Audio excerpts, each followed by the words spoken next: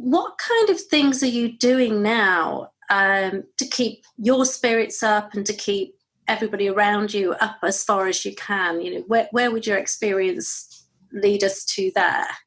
Well, I think anybody who's served in the military would come away with a couple of things immediately of the benefits of being in the military. One is communication. You know, communication has never been more vital than now. And the communication we need is like this. It needs to be video. It needs to be face-to-face. And I know, Liz, that you have always been an advocate of great film and videos. And, you know, this is the moment that we turn our cameras on and we speak to each other, because we're missing that human element. So excellent, clear, concise communication. We're in a fortunate position at Private Fly is that we were a tech company from the beginning. So we were set up with communication in mind to ease the flow of communication. So we already used instant messaging in the team and many different ways to keep people off email.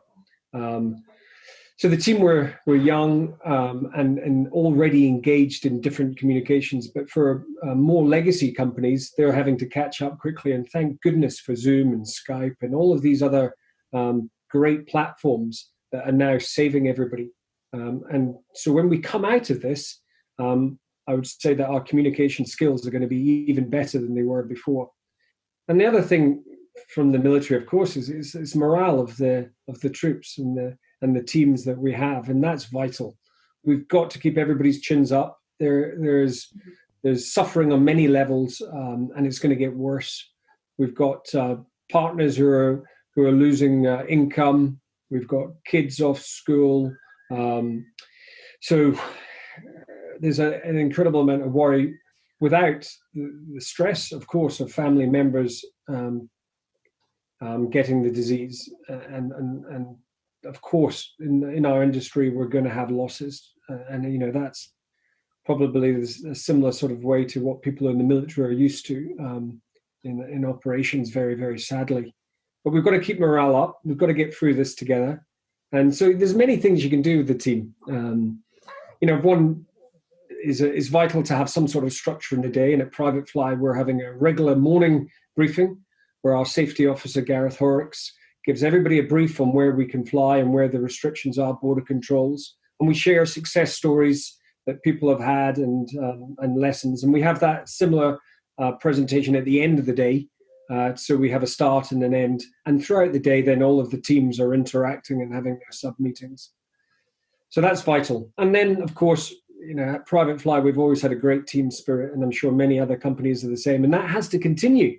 So you can't go to the pub, but, you know, on Fridays, we have that Friday beer on House Party, which is another great app that people should be getting into now. And it's a different sort of platform than the work environment. So it's important to jump across platforms and use something else to give that feeling that, okay, we're not at work now, but we're in a different environment, but we're with our work colleagues. And let's switch those cameras on. Let's see each other. We've been having some fun quizzes and some, you know, simple things like joke competitions and things. So, you know, the team morale has got to be there. It can't be false. It can't be artificial. And this is when real characters in the team come out. And I think that was always the same in the military. The military is full of fantastic characters, and never more so is this important than in times of conflict or a crisis, or when the stress is on. You know, that person in the team who can just produce some bit of humor and make everybody completely laugh and smile and let the pressure ease off. So let the characters come forward. Can you explain to what then, in that spirit, what is forbearance in terms of what we could be doing now? Okay, so let me just, in the spirit of education at the time, yeah, and sharing new concepts, the people watching can find this information out anywhere. Yes. It's my own. But so what happens? So you have an airline, okay? Airline, generally, they lease the aircraft, right? So, you know, Zoe's Airways, I won't name names, Zoe's Airways, leases from aircraft leasing company A. I say to them, look, I will pay you rent for an aircraft, and then I'm going to fly people around. So then we agree a rent. I get their asset. I then am obliged to insure their asset and make sure that it's safe, right? So all the usual insurances, first party, third party, on the ground, etc. Now, a lot of my work, though, I'm reliant on cash flow as an airline.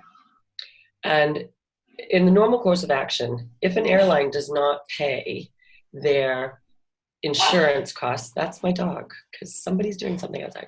If the airline doesn't pay their insurance, the insurance people issue notice of cancellation.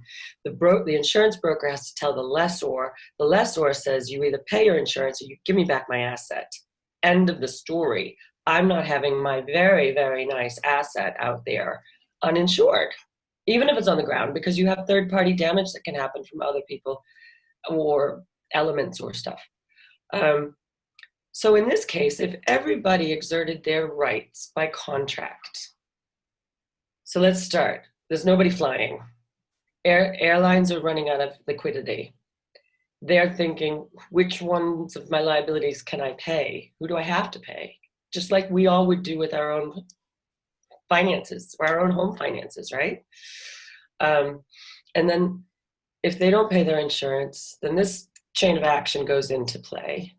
If the lessors say, fine, I want my asset back, who's going to fly the asset back to home base? Where is home base? And do we have enough room to put them all? And what are they going to do with this great asset? So this is forbearance thinking, if you want to coin a phrase. We all have to give each other a break. And I don't know who has to give who a break. And I'm not recommending anything because that's not my place. But I'm just saying that's how things normally worked. I've worked as a broker. I've issued notice of cancellations for non-payment of premium, and I know what happens next.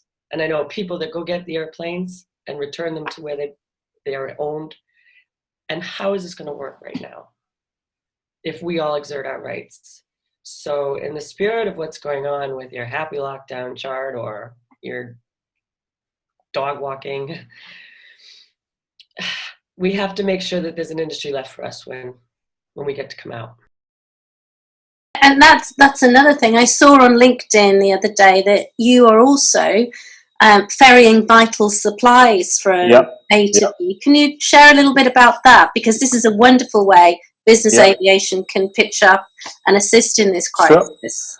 We learned in those days it's not about bringing tons of material from A to B. It's really helping on very short term, having a few hundred kilos and packages of this and that to various places, because the people getting desperate, right? And you want to help, and you and even if you bring, I don't know, hundreds of disinfection supplies to somewhere, it helps in that moment till the entire supply chain, I don't know, from Asians on comes back. So this is important. I totally agree, and you know, even if you can't help everyone in the world instantly, if you're helping someone in the world, correct, yeah, every little help is now needed. Absolutely. Are there any things that you're doing in particular at GlobeAir? You know, you're talking about the communications. Is there any one thing that you're doing that might help others too, as far as sharing? We have an internal communication platform. We use Workplace basically, and we have, so the team gets a daily update. We have identified. We have a dedicated crisis team first, yeah.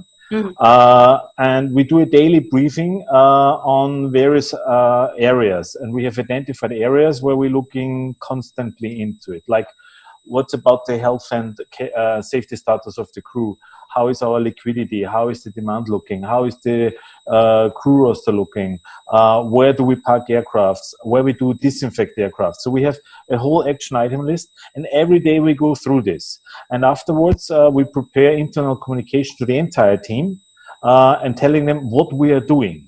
because we have some crews sitting at home.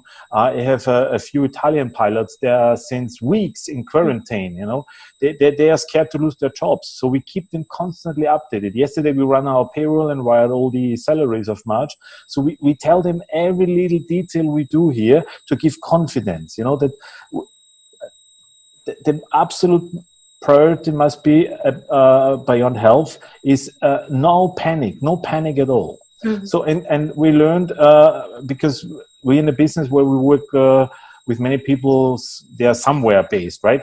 Communication is the number one key element, and in this way you get such a strong spirit. It's amazing.